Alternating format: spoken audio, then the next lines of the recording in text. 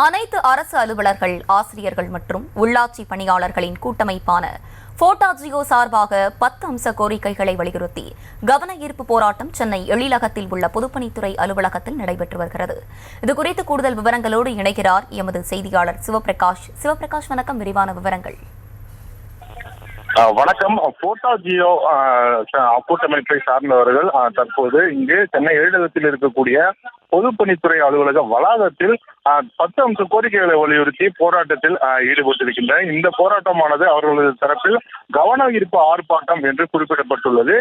போட்டாஜியோவை பொறுத்தவரையிலும் இதில் அரசு அலுவலர்கள், அதே போல ஆசிரியர்கள் மற்றும் உள்ளாட்சி அமைப்பின் பணியாளர்கள் ஆகியோர் அடங்கிய கூட்டமைப்பு சங்கங்களானது இதில் இணைந்திருக்கின்றன. அவர்களது கோரிக்கையின்படி தமிழ்நாடு அரசு தேர்தல் அறிவிக்கையில் கொடுத்த வாக்குறுதியின்படி காலம் தாழ்த்தாமல் பங்களிப்பு ஓய்வூதிய திட்டத்தினை ரத்து செய்துவிட்டு பழைய ஓய்வூதிய திட்டத்தை அமல்படுத்த வேண்டும் என்று கோரிக்கை வைத்திருக்கின்றனர். அதே போல மிக முக்கியமாக தமிழ்நாடு அரசு அலுவலகத்துக்கு வழங்கி 7வது ஊதிய குழு நிர்ணயம் செய்த போது 21 மாத நிலுவைத் தொகையினை வழங்கப்படாமல் நிலுவையில் இருப்பதை அதனையும் உடனடியாக வழங்க வேண்டும் என்றும் குறிப்பிட்டிருக்கின்றனர்.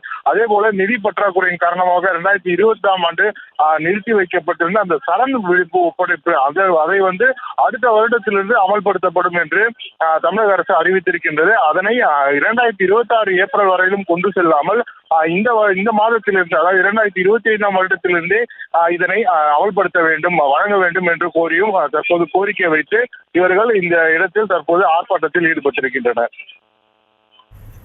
விவரங்களை வழங்கியமைக்கு நன்றி சிவபிரகாஷ்.